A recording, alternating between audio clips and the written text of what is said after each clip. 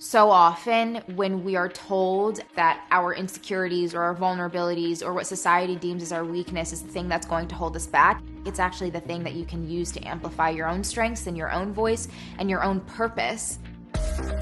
I'm Noor Tagouri, and I am an advocate for proper media representation of subcommunities. You asked me when I knew I wanted to be a journalist, and I said 7, 8. It was Mama, how old was I when I knew that this was what I wanted to do? Really? I think around 6, probably. 6?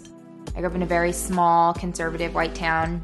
One of my early memories is walking into my first grade class and sitting down next to the only other girl with dark brown hair and asking her if she was Muslim too, because I had never seen a girl with dark brown hair at school.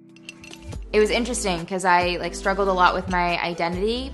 Just because I looked different, so I felt different, and my mom looked different from the other moms. But I always knew for sure that I wanted to be a storyteller. Today is the news right now, and we are at Disney. Looking back now, I realized everything that I am and who I've become is so heavily rooted in the way that I was raised. I'm grateful for my experience in feeling like the other, because it allows me to find a root of commonality with everybody I try to connect with in my stories. I started wearing the hijab when I was about 15, 16 years old.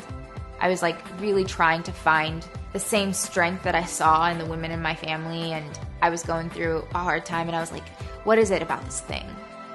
When I put it on, there was this overwhelming sense of strength and purpose. It was like, maybe I'm doing this for something bigger than me.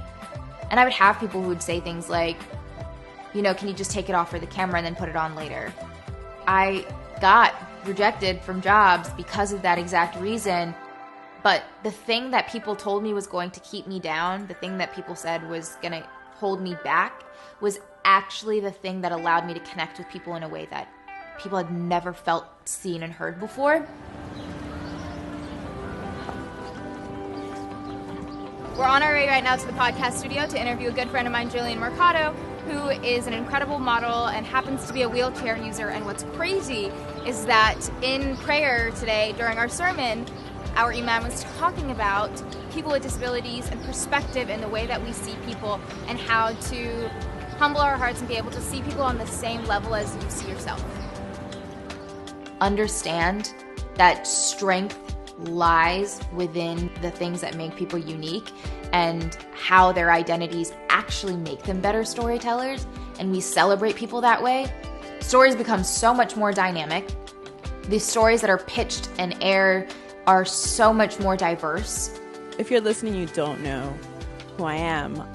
I have a disability, a very visible physical disability, in the industry of fashion, which is an industry that very much puts you under a microscope. When you feel represented, or you feel like you can relate to someone and you see yourself in someone, you tap into the person's strength within themselves. I was always brought up to being the only one in my surroundings who had a disability, so I was always the one teaching other people instead of other people teaching me. And I think that's something we both have in common, that you love hearing stories. The biggest victory is being able to allow people to see the strength that they have within themselves, and then know that there are people all over the world around them who are going to cheer you on, who are going to uplift you, who are going to encourage you. And when you are able to build community that way, you're always going to win. Every Friday we come to Friday Prayer at NYU, and our incredible Jewish brothers and sisters come with these incredible signs of support, and it is the highlight of our week. There are almost 3.5 million Muslims in America, which means there are almost 3.5 million different ways to be Muslim. The same way you wouldn't want people to completely blanket your community, do the same for other people.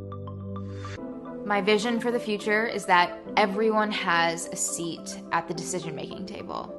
What's yours?